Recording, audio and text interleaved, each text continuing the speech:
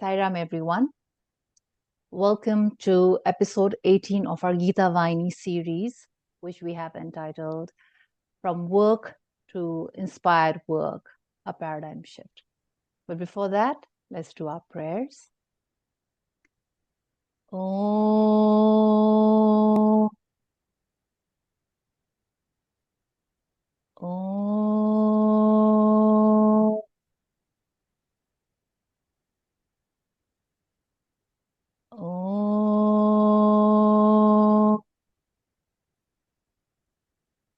Dear Baba, thank you for bringing us all together one more time.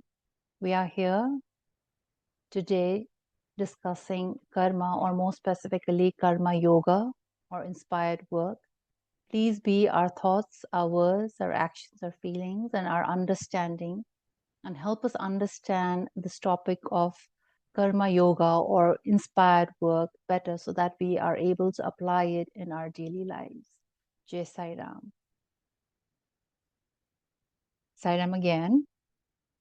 So we'll just do a quick recap of what we've been doing so far. But today, Anusha and I will be presenting this topic. In the past couple of months, we've talked about knowing ourselves to be the Atma and discussing deeply these Atmic qualities of eternal, immovable, immeasurable, indestructible, and unmanifest as laid out by Lord Krishna. These Atmic qualities are also called our soul, the soul or inner wisdom. And in the last episode, we saw how inner wisdom guides our Atma Dharma and how it can be used to resolve conflicts. And more specifically, we had talked about a mother and daughter situation. In the next slide, please, where both of them, the mother and the daughter, have differing views and opinions about what career the daughter should pursue. And we realize that, when we follow our Atma Dharma, we become more empathetic and we look at an issue from multiple perspectives. And so we are able to respond than react to these situations. And so today, Anusha will talk more about karma. Anusha. Hello, everyone. Today we are switching gears from dharma to karma.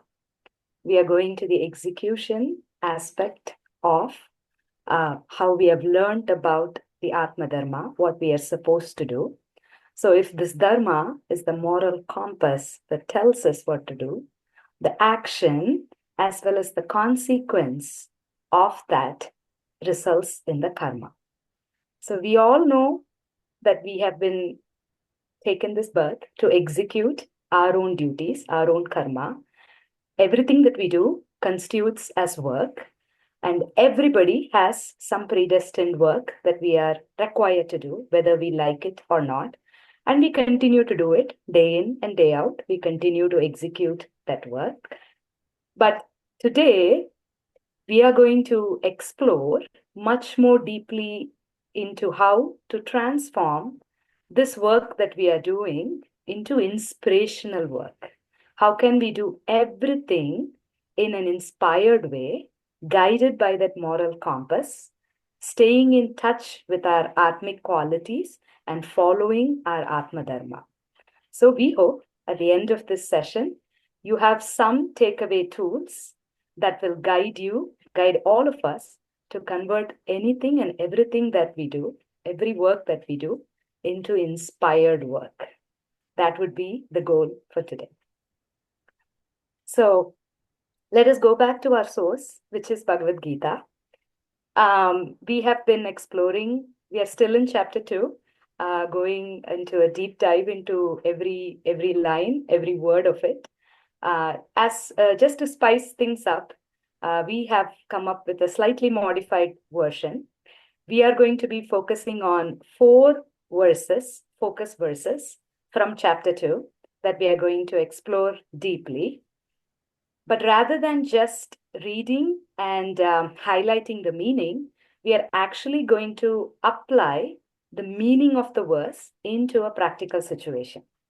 So as audience, we invite you all to actively take part in this discussion Please use the chat to post your responses. Advaita, if you can please be my guide in order to read the responses from the chat. We will go through each verse. We will present you with a situation that connects to the verse, but you're going to apply what is being said in the verse into that situation. So I hope all of you are ready to begin. So let's get started. We are in chapter 2, verse 38. So the focus verse number 1 for us today is fight for the sake of duty, treating alike happiness and distress, loss and gain, victory and defeat. One more time. Fight for the sake of duty, treating alike happiness and distress, loss and gain, victory and defeat. So please keep this in mind as we look at our situation for today. Our situation is going to revolve around our character, Amit. Amit is going through a particularly troublesome situation. He has recently lost his job. Of course, it is a situation that would shake anybody's ground, and including Amit. He is now in a state of despair. But based on the sloka that we just read, what should Amit do in order to follow his Atma Dharma? Maintain his calm and look for other jobs or be engaged in whatever gives him peace. Frantically approach every person that he knows and ask them if they have openings at their workplace. Keep a positive mindset and keep trying his options, or keep worrying about how he is going to pay bills and be anxious about his future. Again, there is more than one right answer. That is your clue. So please feel free to share your thoughts. Advaita, if you would like to read out some answers. Yeah, I think many are giving number 3 as the right answer. Okay. And somebody says, depends entirely on what his Atma Dharma is. All beings, but ideally C. I mean, A and C. A and C, okay.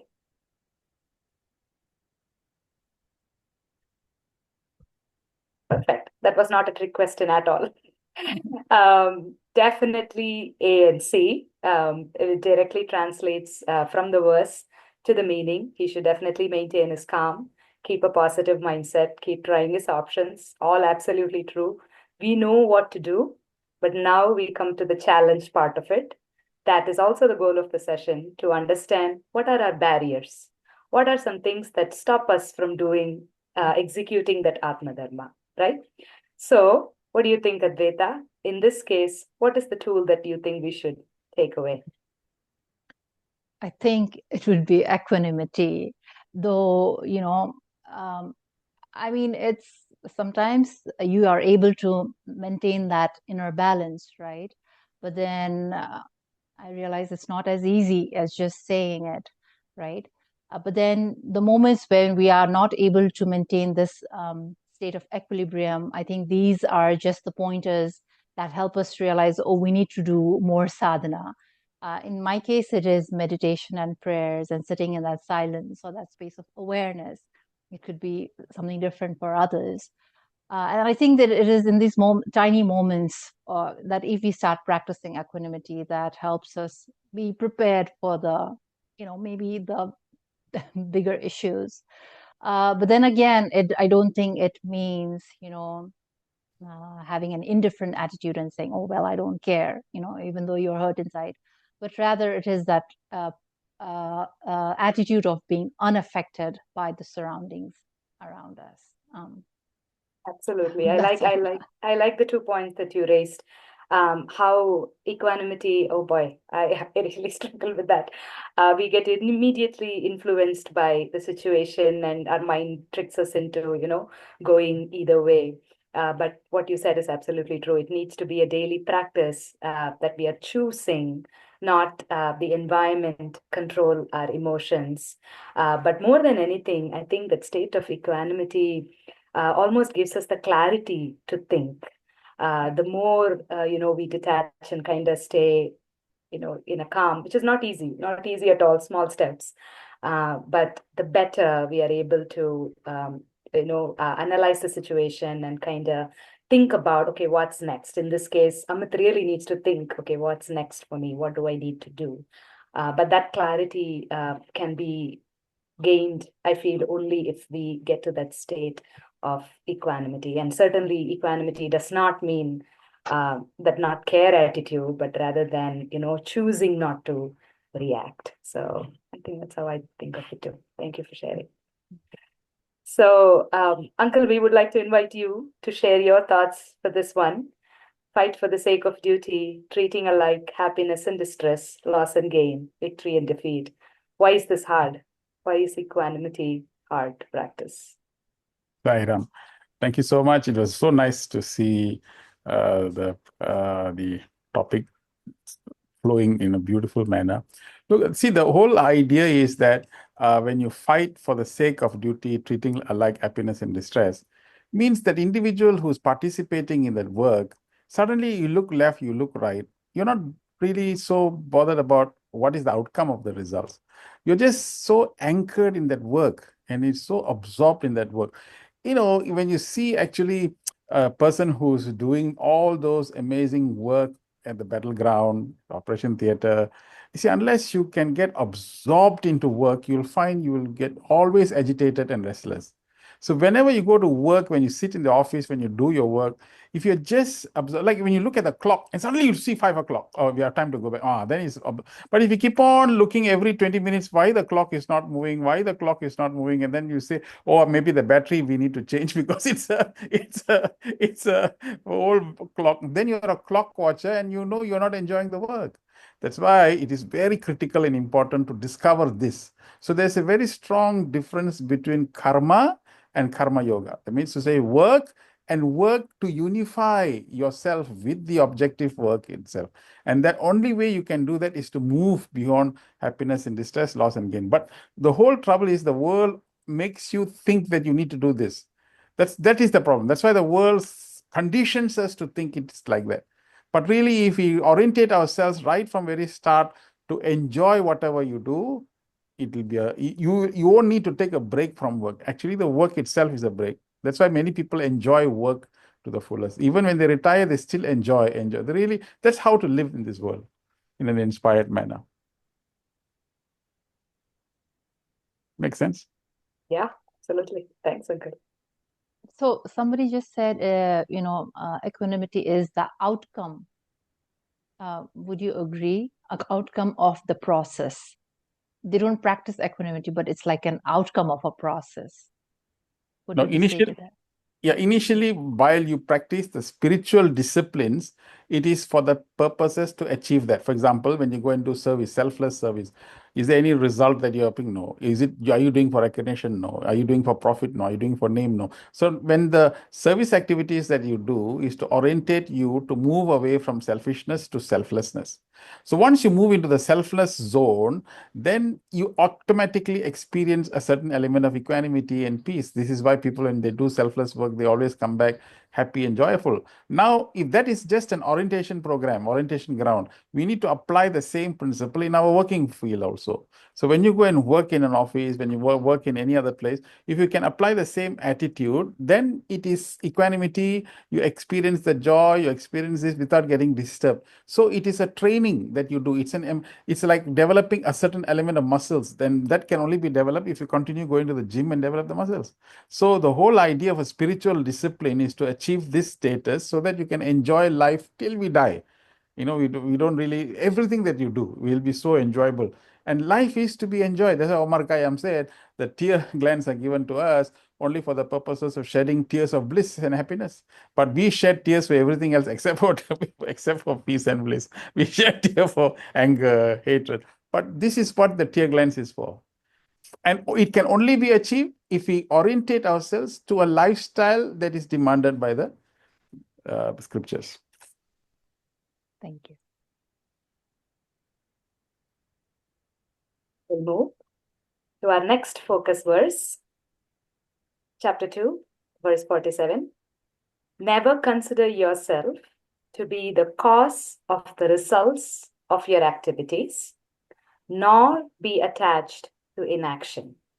Again, never consider yourself to be the cause of the results of your activities, nor be attached to inaction.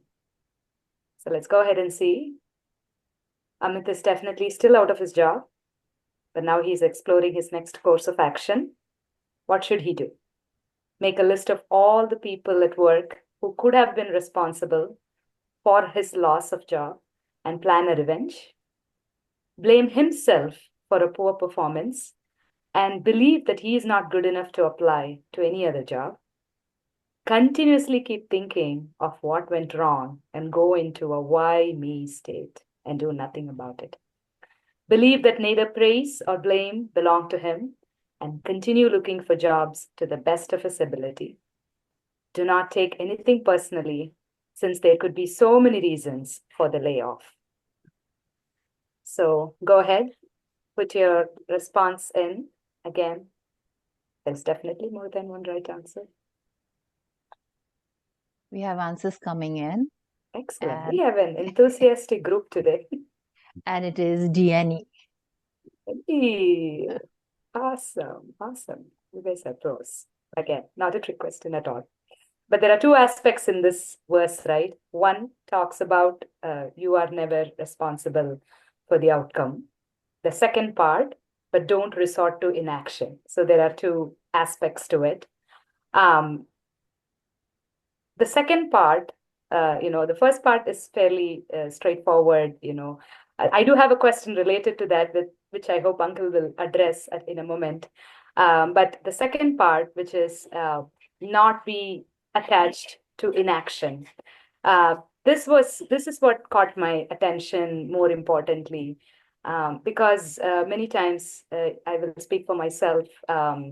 We tend to do work that is comfortable for us, that is, that we are used to, and we continue to do it over and over again. No complaints, no qualms. We just get used to it, and we start doing it over and over again. But something stops us from going outside of that. There is always this fear of failure. There is always the hesitation that if I take on something new, is it something that I'll be able to do a good job?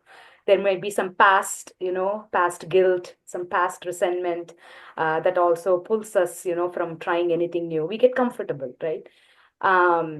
But this quote is something I constantly go back and read, which always reminds me that those small steps that we take without thinking of the final result. It is that journey, that learning that happens while doing that work, that has a lot more weightage compared to what happens in that end. So anything you would like to add, Advaita? Not really, but then I have an interesting question here.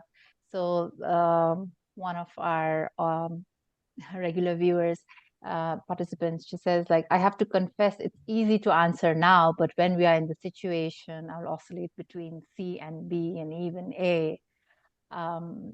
Maybe we'll have brother talk about it. Absolutely, yeah. Yeah. So maybe we can pull up the, brother. Yeah, and pull up the ABCD, that questions that Okay. So whenever like just now, that is a more practical approach. Just now, this is a person who responded to you and said that I may suddenly take up D and E are theoretical answers. That means that this is what you should not do. But when something happens, you feel angry, you feel upset, you blame. So most people get into that mode first, and then the Gita button kicks in, and then slowly you resort to D and E, you see. So one is an immediate reaction. But the question is, as you keep on getting in lives, all the bumps and humps, when you get it through there, earlier, we may be spending a lot more time trying to find out who is to be blamed, who is to do this, I'm not good enough. You may go into that zone and spend a lot of time wallowing in that thought. But after some time, slowly, as we keep on orientating ourselves and developing the necessary muscles, you may jump into that pond for a short while and quickly come back. So that could be the risk. So it's a bouncing effect. And slowly after that, these initial thoughts also don't come inside, and then you're quite settled to do D&E. So it's a progression. It doesn't, sometimes evolution doesn't mean that immediately you do it, but it's only a question of how much time and intensity you spend in those zones, which is quite unproductive and doesn't give you the answers. But lately, after some time, when you orientate yourself, you'll come to D&E.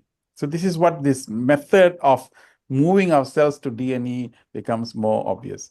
So inaction does not mean does not mean that if something is happening in life, most people are, I don't want to get involved. I'm not interested. It's too political. I know. So we move away from things like that, even though we know we can contribute something, even though we may have all the wisdom to give all the advices, but we will not participate in that particular thing. That inaction, that's not correct. Because if we have the ability, have the capability, we must have the dexterity and the intelligence to know how do you influence such a situation in order for the situation not to be aggravated.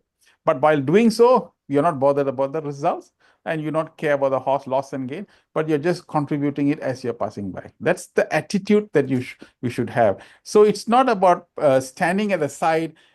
Spiritual awakening is not about standing at the side and not participating and then and retaining our purity. Our whole, that's why the lotuses are there. If you notice, the goddesses sit on the lotus grows on a muddy, dirty environment, but the dirt of the mud does not stick onto the petals, which means to say we must live in society, we must act there, but we must not become attached to a point where we become affected and crumpled by the onslaughts of life's challenge. So it's a beautiful, amazing recipe to live in this world. If once we have this kind of recipe, you'll find you'll be always willing to take risk. You'll be always willing to expand. You'll always be willing to innovate. Innovators, especially inventors and innovators, if they were too bothered about consequences, no invention would ever take place. In fact, failure is the result of why they move towards progress. They fail many, many times. They don't tell you about the failure. You ask any scientist, they would have failed 100 times. They would not know where to go and cry. Many times it does not happen, but suddenly one day it happens. But they tell you about the discovery, but not about the numerous times that they have failed. But why did they continue? Because they're just possessed by the fact that the zeal to do that. Same like the guy who did the bulb, Edison, who did how many more times? They say in the text, they say 9,999 times they fail. Then only he found out. And he was interviewed. Edison was interviewed. Sir, I found out that you had 9,999 failures. He said, no, I discovered 9,999 ways on how a filament should not be made. So that's how he replied back to the interview. So like that, we should be continuously inspired to focus and move forward without getting affected and bothered about it. This is real spirituality in action. So this is the reason why we do all the prayers, everything else is to develop a mindset so that we can become effectively productive and efficiently moving the agenda of the organization, agenda of the world in a positive manner. Brother, like in this case of Amit, maybe it was his poor performance that got him laid off, isn't it? So he is to blame. Yeah. But then the shloka says, never consider yourself to be the cause of the results of your activity. Yeah, yourself. Yeah, so here's yourself refers to which self? See, the fact is when you're doing work and when it doesn't go well, so intelligence must be there to evaluate why this has gone wrong. Is it because of a lethargic mindset? Is it because the mind is terribly confused? Is it because the intellectual input has not been correct? Or is it because there's a lack of discipline? There are many, many things. But all these things is not the quality of the Atma.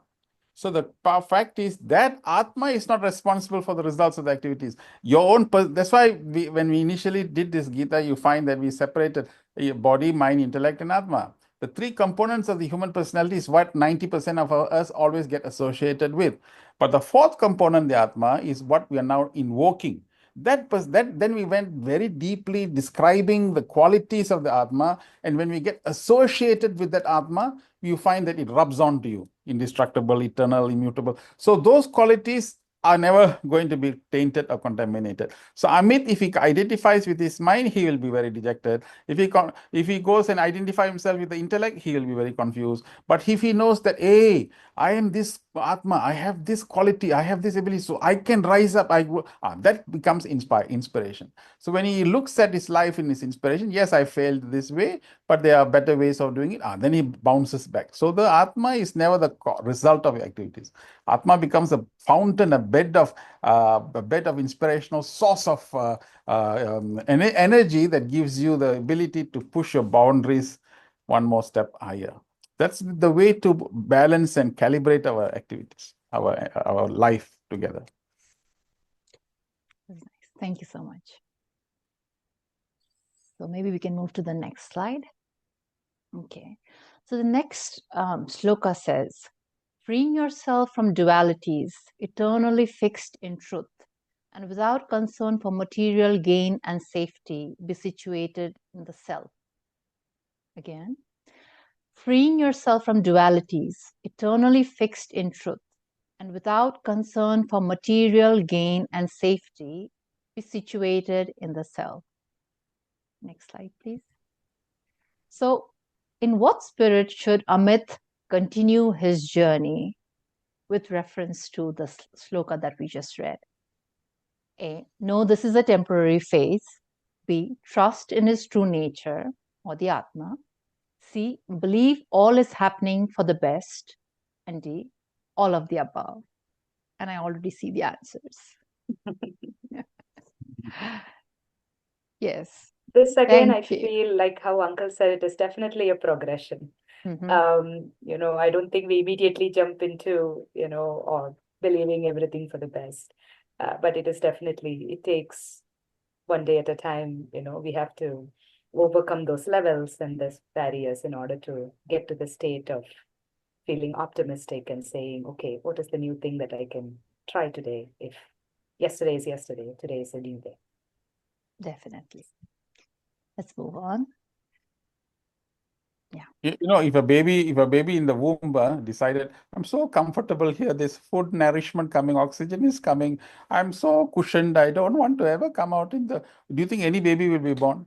No, because he's so comfortable. So then the mother pushes and pushes, come on, push the baby out, and the baby comes out. So very many people would like to be in the most comfortable state and then just live in their comfort. But living in comfort cannot bring you to understanding greater things about yourself. That is why people don't like suffering, because suffering takes you out from a certain element of comfort. But actually, real learning is only in the suffering. See, that is how to embrace. So anything happens in your life, hey, what is this teaching me now? How should I improve? How can I make a better version of myself? If this is the chip inside our head, you find every problem is a solution to many other things that comes inside. That's the inspired way to look at life. And that's the beautiful, this is the most inspirational statement. And look at Picasso when he's painting the painting. Have you seen Picasso painting? He doesn't bother. Okay, look at it. Material. Is he bothered about getting the painting sold? He doesn't care. He doesn't care for so much spending time with it. Will he get any money? He doesn't bother. He's just completely transported into that objective way of working, isn't it? And that today that is developed, and that he develops master paint work, masterpieces, and today we continue to worship him simply because of the way in which he worked. Yes, definitely. So going back to the shloka, let's try to understand it deeper. Like, what is this freeing yourself from dualities and being eternally fixed in truth and being situated in the self? These are like, quite exotic terms. So let's try and go a little deeper into that. So for that, we'll just do a short exercise. So I ask you all to do this. Maybe close your eyes if you want to. So without thinking, tell me what is between now and your next thought. I repeat, without thinking, tell me what is between now and your next thought.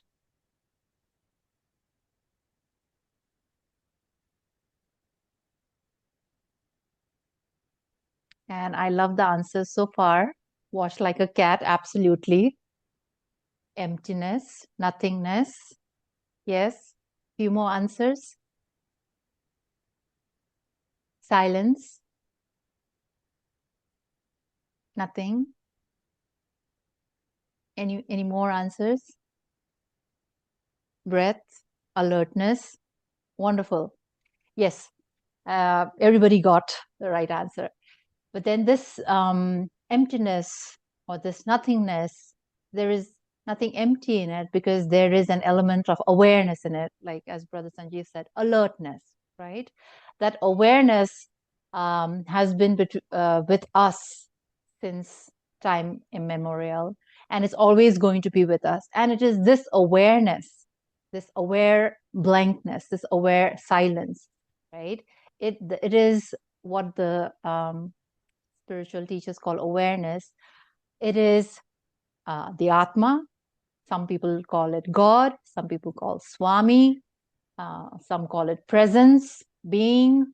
There are different names. But then this awareness is like that sky. If you can move to the next slide, Anusha, it's like that sky, right? It is always there. Whereas these thoughts and feelings, even if somebody is blaming you, or even the praise for that matter, these are very temporary, like the passing clouds, as Baba has told us so many times, right? And what this shloka actually translates to is just be in that God. Do not care for these passing thoughts and blames and praises, but rather be situated on that self, which also equates to be surrender to that God, even if nothing around is working according to your will and desires. Right, Anusha, if you have anything else to add? No, I think that was, I really like the way you have explained that one, to free ourselves and to separate ourselves from it. I really like that one. But I'm more intrigued about this small phrase that was there, without concern for material gain and safety, right? When Advaita and I were talking about this session and we were planning and, putting stuff together, of course, this is, beyond my comfort zone. I've always, tried to stay away and like I can do everything else. I don't know if I want to facilitate, but I had to push myself and say, come out of my comfort zone, try something. And of course, I thoroughly enjoyed the entire thing. But as we were talking about it, we were questioning, so what makes us do work? What is it that drives us to do any work? And we were listing out some things. Yeah, sometimes we work for, money is a big thing. We go professionally, we go do a work, money is an outcome, a result of it. Recognitions, awards, praises, it could be benefits that come with it. You get famous, if you are really prominent, those are all like, some level of outside motivation. Then I came across this idea, or, I'm sure many of you are familiar with it. Then I also thought about things that I tend to do just for the sake of it, right? Just the things that I enjoy doing without even relying on anything that is from the outside. And I compared almost these two work that I have done, and I contemplated myself to see, okay, which is the work that I'm more excited to do, which is the work for which I have much more longer and stronger motivation to do. It is always the ones that I'm intrinsically, something that I enjoy doing, without relying on anything from the outside, coming out of the safety, coming out of my comfort zone, tapping into my own creativity, tapping into my own strengths. That work is the one that I felt was truly uplifting for me. So even when, as we were talking, we grouped it and we said, oh yeah, then we really, the comparison between work and inspired work relies on where is that motivation coming from, and how do we shift, rather than depending on external motivation, how do we continue to tap into the internal motivation? So uncle, if you can throw some light on how do we continue to do inspired work, staying true to who we are, uh, working from within. Yeah. So this is a very powerful concept. Actually, to be honest, you hit it on the nail, because all what Krishna is saying in the Gita is to develop intrinsic motivation, not extrinsic. Not look at the externals to motivate you, because most people, when they focus on the external, when it doesn't happen, mood swings will take place, anger will take place, envy, jealousy. Oh, the other person is getting promoted. You are not. So many times we get distracted from the whole journey, and that's where it gets suffocating and all that. But inspirational people or people who have achieved success, you take the biography of all those people, there's a recipe. I have read biographies of all the people, all the famous actors, actresses, how they are, the movie directors, or even scientists, and all these people. Only one common recipe. Something makes them just keep on doing it. And you find all these people initially, when they went through, they suffered like anything. They didn't have the money. There was no motivation from anything else. Even the guy who was doing the 9,999, you think the government gave him support? Or do you think the wife or family would have said, they would have considered, what are you doing in this lab downstairs in the lab, trying to work out the filament? What are you doing? And they don't even, he can't even say I'm developing a bulb, because he doesn't know what he's doing, isn't it? So what is it that goes on? A vision. What's the vision? I know somehow I have to make sure the world becomes brighter. The world does not need to depend on a candle, for heaven's sake, for the light. There must be something else. See, that's intrinsic motivation, something that drives you continuously. Once you're driven by that, you don't have to worry. Fame, glory, name, recognition, all will come to you. But you just need to just focus on the intrinsic motivation. In fact, when you keep doing this, not only you will achieve your results, but you'll achieve everything else others also got, you will get it double also. Simply because that's the way to live. Trees are flowering. You think the trees are getting rewarded? If they have fruits, do they go on strike if the fruits do? They don't do anything. Nature gives. You see, the sea has got the entire animal kingdom, all the fisheries. Everything is just based on the concept of giving. Sun comes up. Does sun go on a strike? Does the moon go on a strike? Does the planets go on a... Everything in the world is based on intrinsic motivation. Something just keeps it moving day in and day out. Even the animal kingdom is like that. The only two-legged, tailless, hornless man called human being, that human being suddenly developed an external way of looking at it. Hey, I need this. What is it for me? What can I do? Is it what I... So we keep on asking the mind. That is when the mind becomes bigger, larger, greater. That is when you become a Rakshasa, meaning a monster. When such a monster, you'll find you'll only inherit more and more complexities and more problems in life. But when you go on an intrinsic motivation, forever you live in an inspired way. When you're not driven by it, but you keep on doing it. And you know something? This world is fantastic. Your work, inspired work, will always be, if not noticed by your organization, it will be noticed by the world. Others will notice it. People will pick you up. That's how it works. So one should develop this quality. That's why in the seva service activities that we are doing, everything else, just plunge in and just keep on doing it. You'll find rewards will be so amazingly, incredibly just around the corner. But we're not eyeing for that. But it follows like a shadow. That's why when you walk towards the sun, the shadow will always be behind. So walk towards the shadow of sun, these rewards and everything else will come inside. But don't look towards the shadow, because if you look towards the shadow, you're behind, the sun comes behind you. Then you find that you'll be away from the light and the love of what you should be doing. Yeah. That analogy, the sun and the shadow. That's beautiful.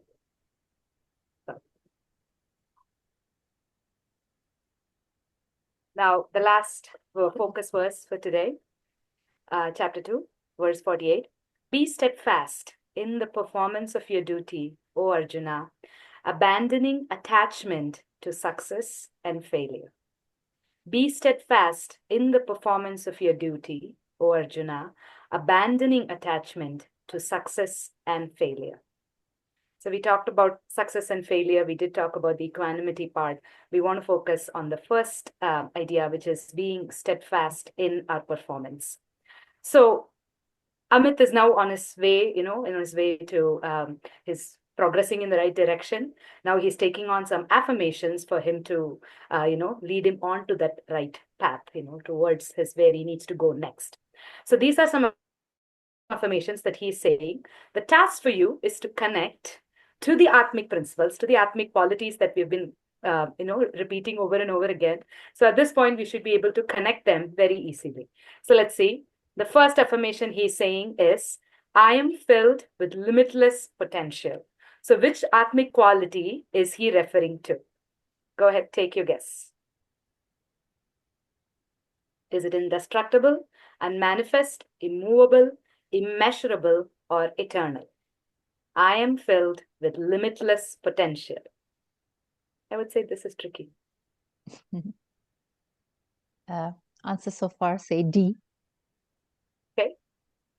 Limitless potential. I can see that. Some say immeasurable. Oh, yeah. Okay. We have some interesting takes. I'm not even going to say which is the right answer. I feel everything is right. But when we wrote it, we tapped it into unmanifest as well, because he is tapping into his untapped, limitless potential. But I agree to all the answers for that matter. Number 2, I am resilient. Which Atmic quality is this affirmation connecting to? I am resilient. A, indestructible. For sure, for sure. I am absolutely certain of a positive future that benefits all, not just me, all.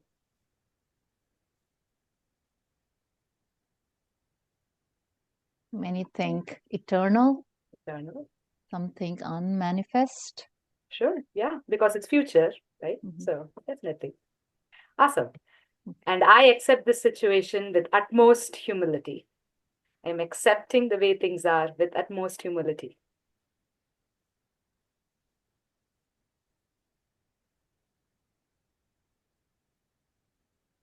Many C's are coming in. Immovable. Many C's, absolutely immovable. You are firm in your, ground, saying nothing is going to affect me. I'm going to accept this situation, and that's the path Amit should take.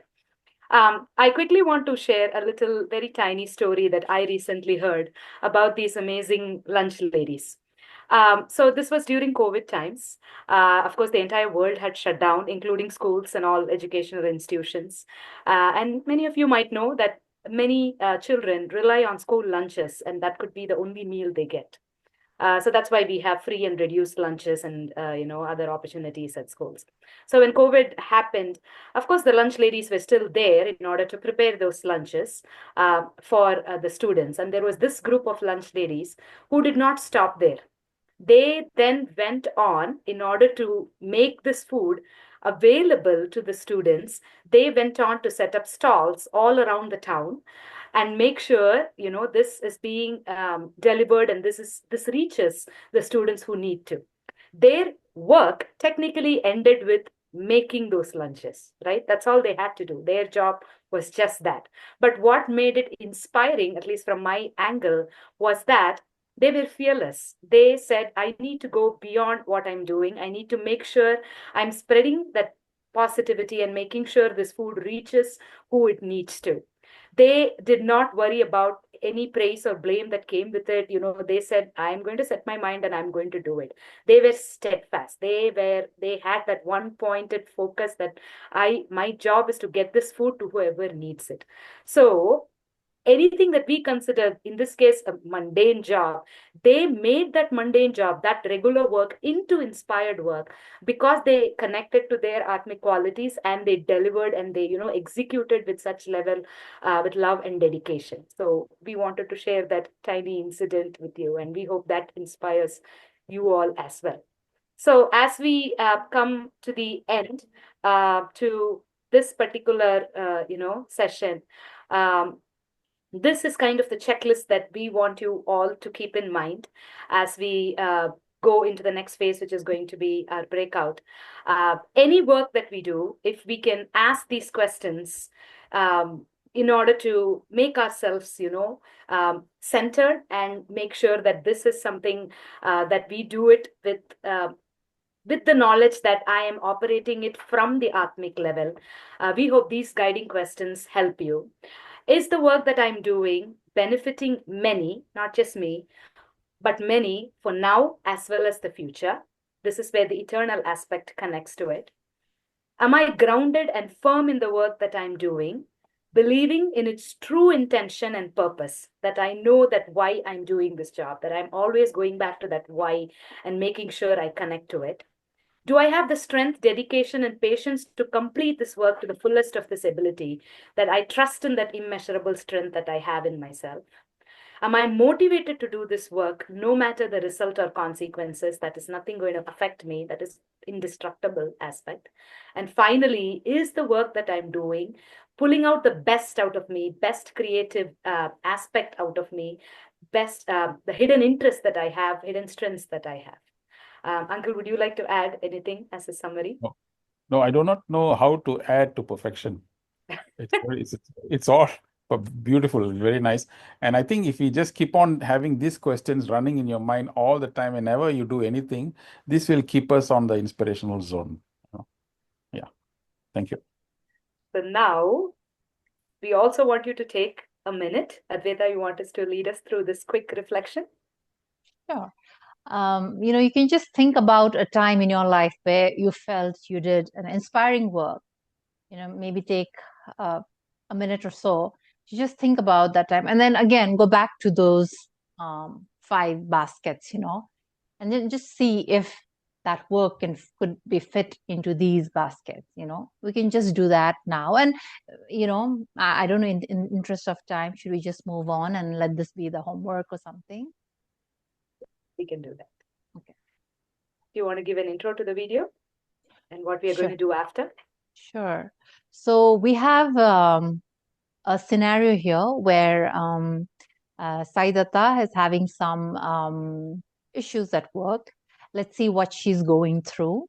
And then we will go into our breakout rooms and try to answer the situation, keeping in mind the 4 slokas that we just discussed. All right, let's watch the video. Hi, good morning, Glory. How are you? Glory, I sent you an email for the upcoming demo that we have on Monday. So can you please work on the remaining part and send me by Friday, please? Yes, please prioritize this one so we can hand it over to them on Friday, second half, okay? Yeah, thank you. Bye. Good morning, second. Yeah. Yes, Glory should have sent it on Friday. What? No, I told, yeah, I specifically asked her to prioritize this, so I should have it from her. Let me see if it was in my inbox, but I'm so sorry, Stefan. I don't see it here. Let me try to call her and check and see what's going on. Maybe she just had it in her outbox. Just give me a few minutes, okay? Yeah, let me get in touch.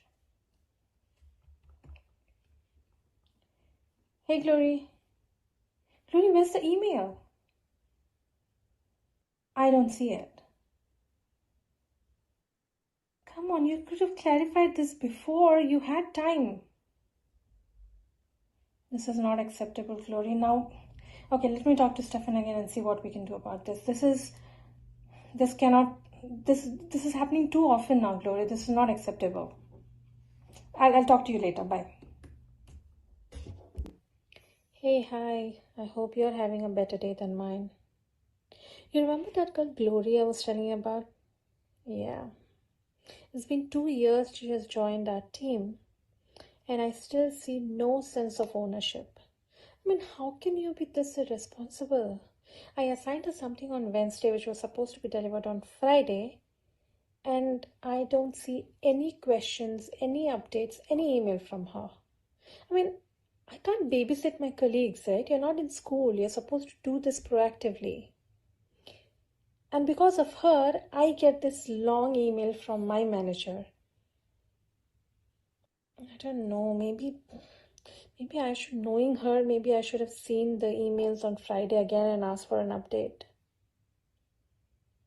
I don't know. I feel like I'm stuck doing the same thing over and over again. To get out of here, man. This is too much now. I mean, the growth also has stopped now. I've done what I have to do over here. And now I cannot sit here and take blame for other people's mistake, right? I know, feels like I'm taking more than I should. And then, yeah. Yeah, I don't know. I don't know if this is called midlife crisis, but I'm definitely not happy here. I think I should switch. Yeah, it just keep happening. This keeps happening over and over again now. This is too much. I don't think I can take it anymore.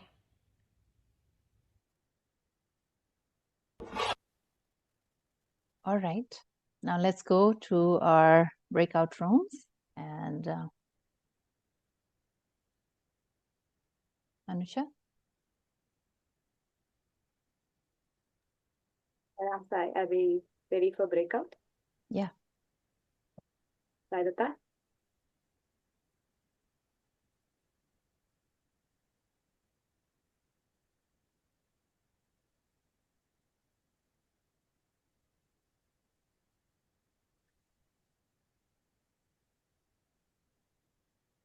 Saidata?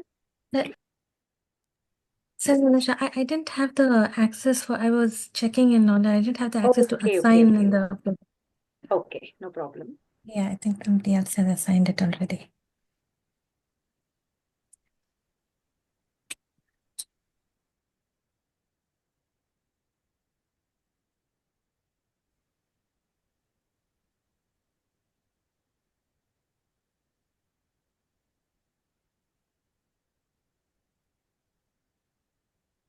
Do we have rooms open by any chance?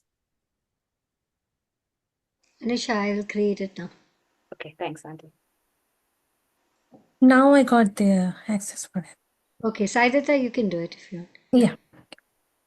Thank you. Yes. As we are getting organized, these are the two questions we are going to be analyzing in the breakout room. First, of course, what is her state of mind after being labeled as irresponsible by her boss? Of course, why does she feel that way?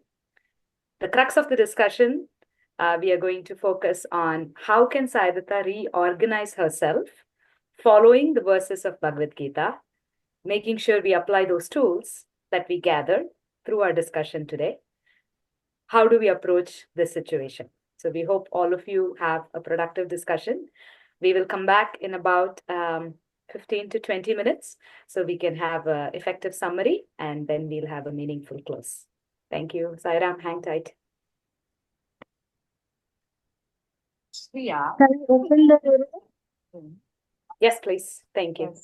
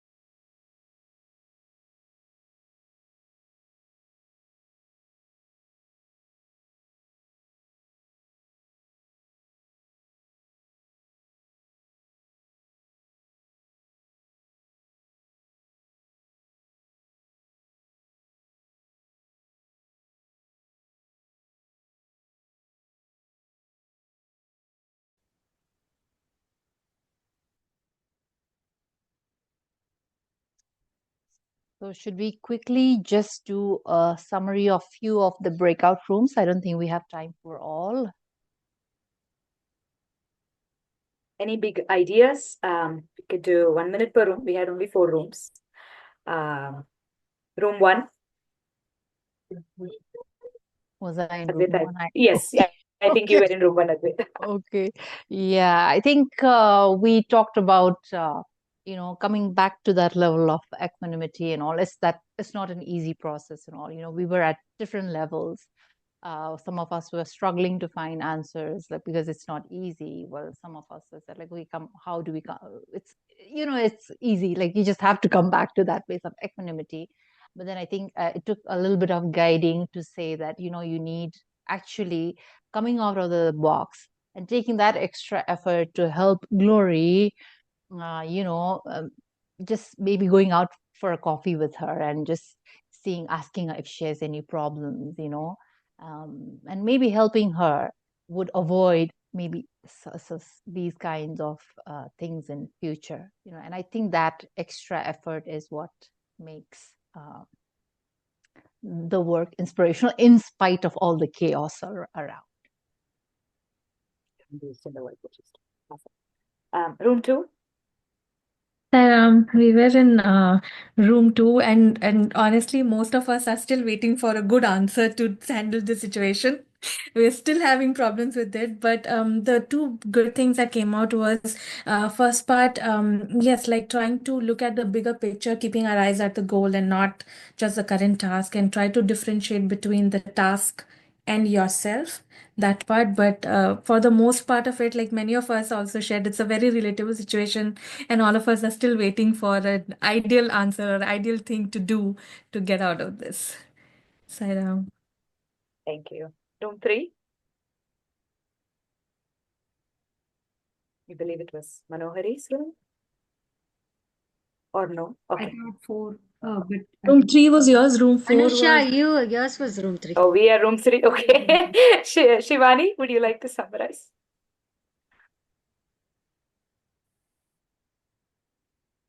I can try to do that, Tanisha, if you don't Sure. mind. I think Absolutely. room, Thank you. Thank you. room 3 had a very animated discussion because we all were able to resonate the situation that the sister was going through.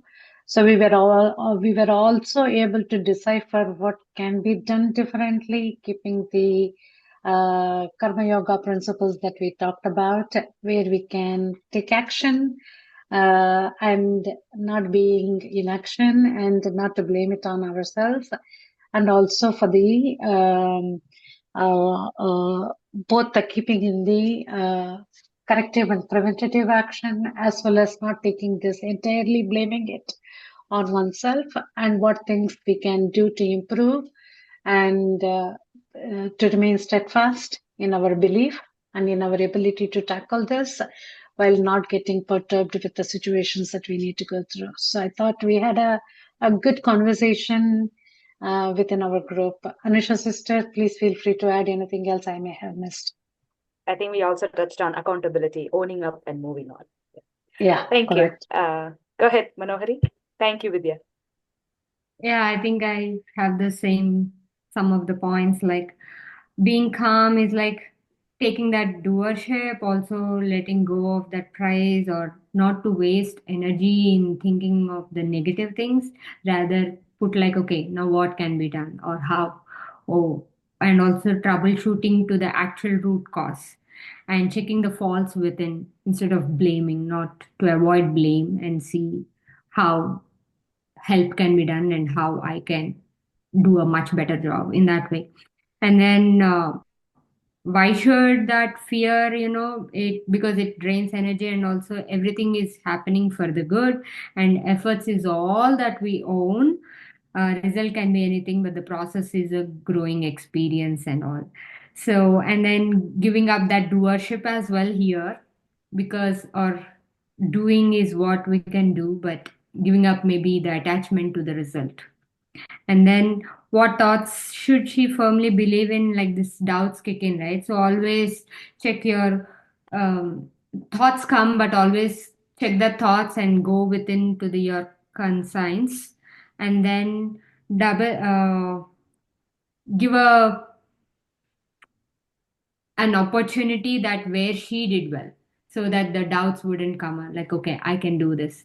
Tapping into that indestructible, unmanifest, encouraging self-encouragement from within. That's all, Saira.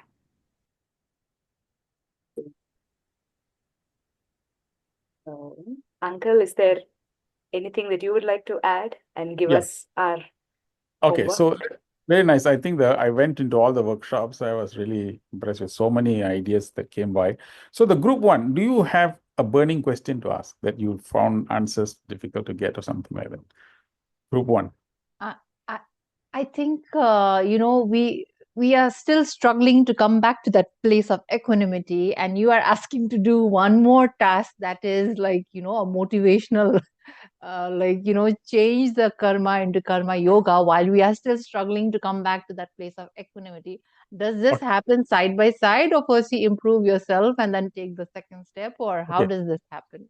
So all these, the four groups that talked about, the governing principle of that means the mother of that means we were like what thoughts to have, how to change, all that comes from a belief system.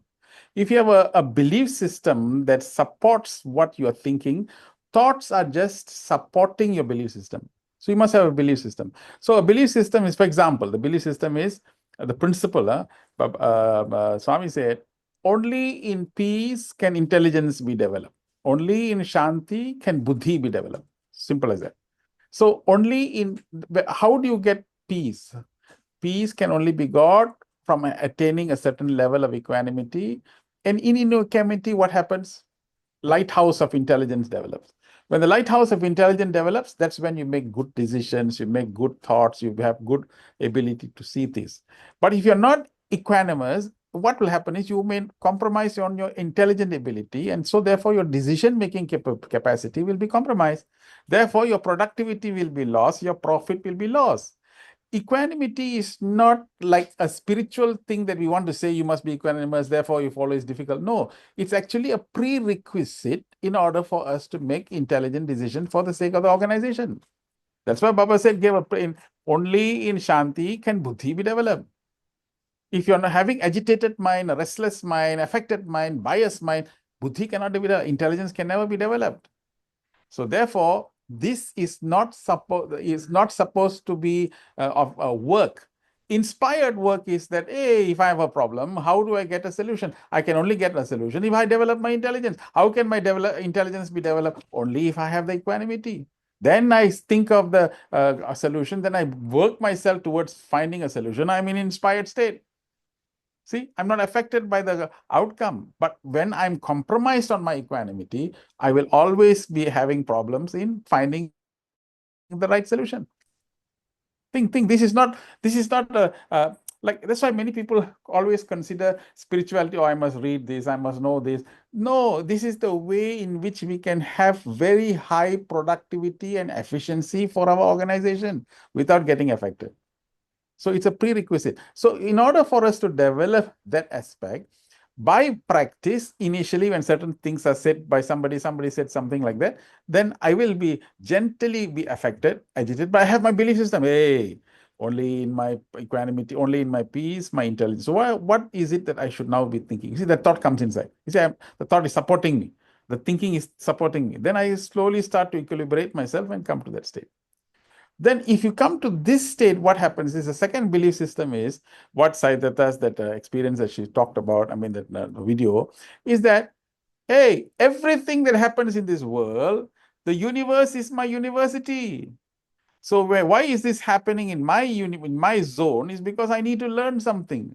If I have not learned something, even if I join another organization, the same character with the same trait will happen because we have not learned. In an examination hall, if you don't write the answer to that exam hall, no problem, you can change the examination hall, but you'll still sit in the same paper.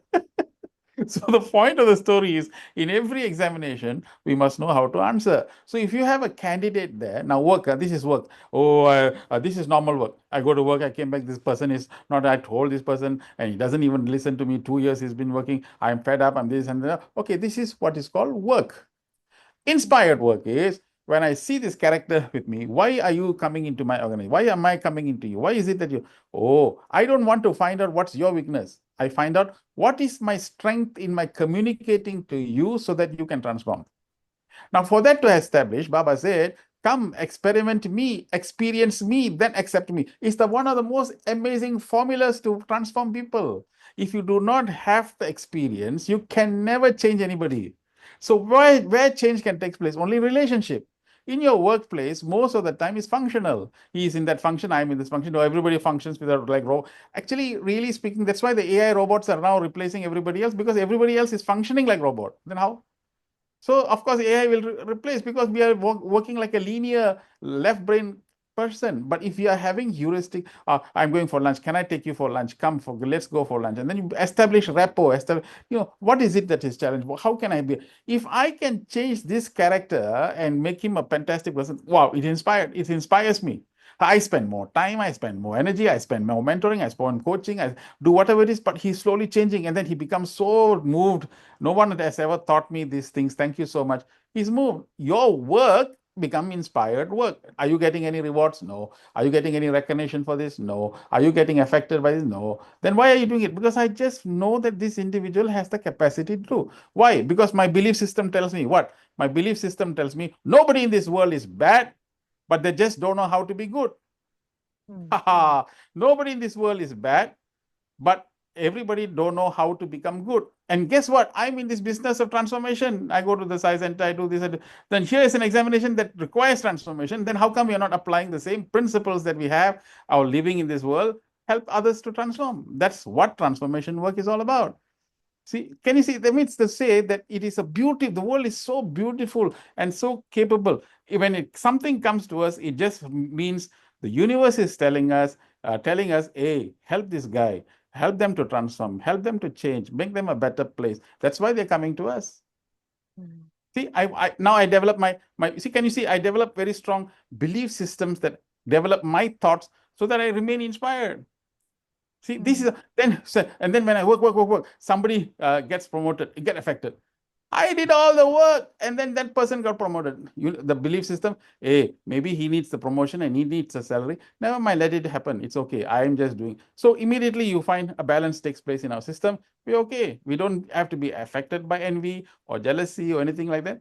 We continue everything, even cooking. Just now, oh, every day I have to cook. What is the same cooking I have to do morning to night? I'm going 30 years I've been cooking the same kitchen, same thing, same thing. And when I put the food on the table, the children complain, the husband is not happy. So then we continue doing that. Then that work just is not inspired.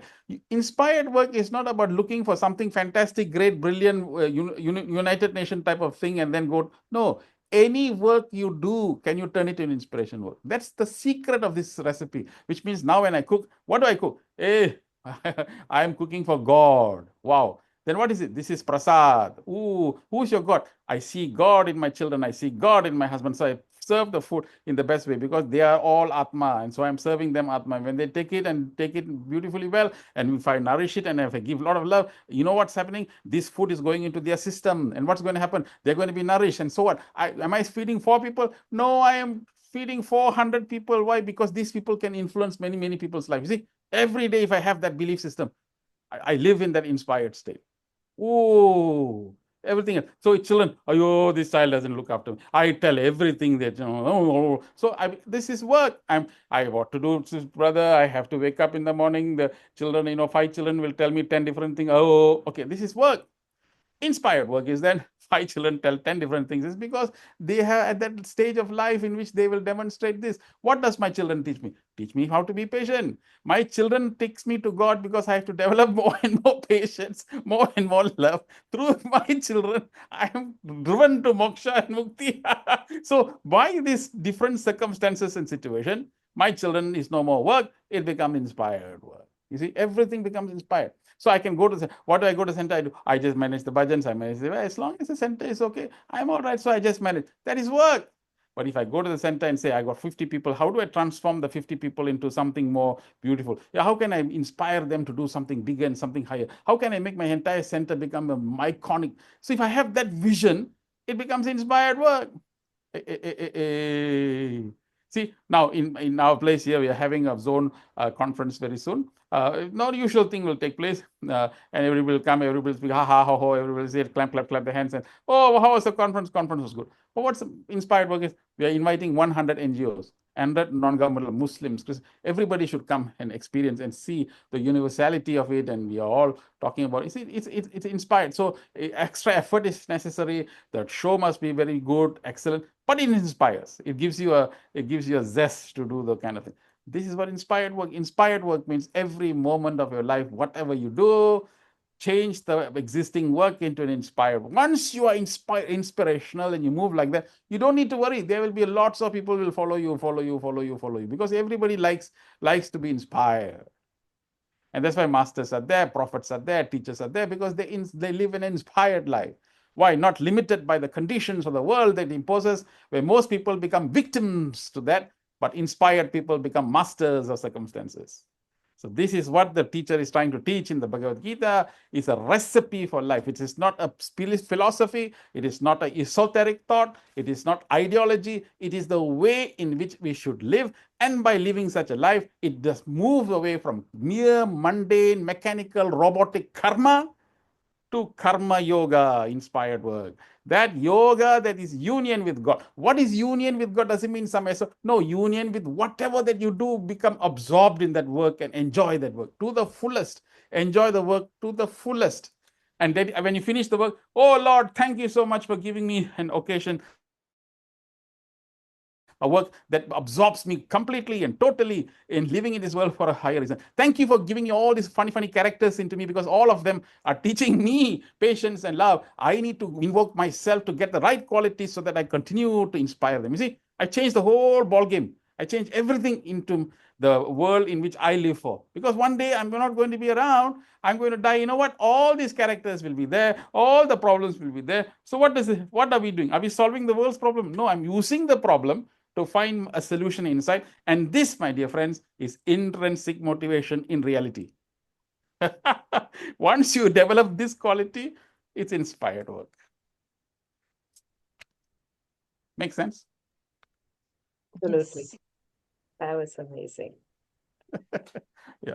Is I there hope a I have answered. Is there anybody in the group 3 and group 4 also? They asked, did this answer some of the questions that you have? I don't want anybody to leave with a burning question. As a side data, you had a burning. Does this answer some of the questions that you have? Yes, it does, Uncle. It does. Okay. So homework is very clear, very simple thing. From today onwards, when you get up, tell me why your work is inspired. It's inspired work. What is it that inspires you? How can you don't ever say, I have to go to work. Oh, I have to go to work. If I don't go to work, how can I get food on the table?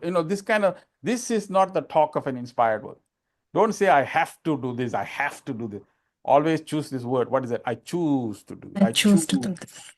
I choose to be in the satsang. Because I want my life. By the time I finish, I want to redeem my life. I want to understand the fullest expectations of what I'm supposed to live. Give the maximum, live on the minimum. Give the maximum. Love all, serve all, help. That kind of idealistic nature is what inspired work is all about. And to do that, the masters came. Bhagavan Baba came. He has thought, he has lived. Look at the way he has lived. Every second is so inspirational. So masters have come to demonstrate that this is the dimension of living we should do. So don't drag it down and make your life mundane. Every day must be so exciting and thrilling. Like watching a movie. You don't know what's the next movie going to be. That's why Baba said, love my uncertainty. Anything that if everything is certain, it's boring. Huh? Everything is certain. But people like to live a boring life. Nothing should change. Like, go to work, come back, go to work, come back, go to work, come back. Might as well be born as a shuttlecock. At least you can serve 2 badminton players. Tuk tak, tuk tuk, tuk tak, tuk like that. So, but if everything is uncertain, in chaos, there'll be clarity. When clarity comes, there'll be confidence. And confidence will take you to different levels. So it's beautiful. This is a beautiful way to live. Spiritual life is the most beautiful way to live in this world, is to be spiritual. There is one certainty, Brother Govind, that is that you always inspire us. Thank you so much. Thank you. Thank you. I hope with the tools that you gathered today and from the tips from Uncle, we hope you convert every work that you do into inspired work every karma into karma yoga. I would like to thank Advaita a lot for this has been an experience for me that I really learned a lot, and this was truly experience that I will remember for the longest time. For me, this was inspiring because it was tapping into my unknown strength. So I'm glad that this was made possible. Thank you, Uncle, for your continued guidance every month, month after month, being there innumerable times for us, guiding us along. Thank you to all our facilitators, all our participants actively taking part in all the questions that we propose to you. Please stay in touch. If you have not been part of our satsang group, we can post the link. Please do join.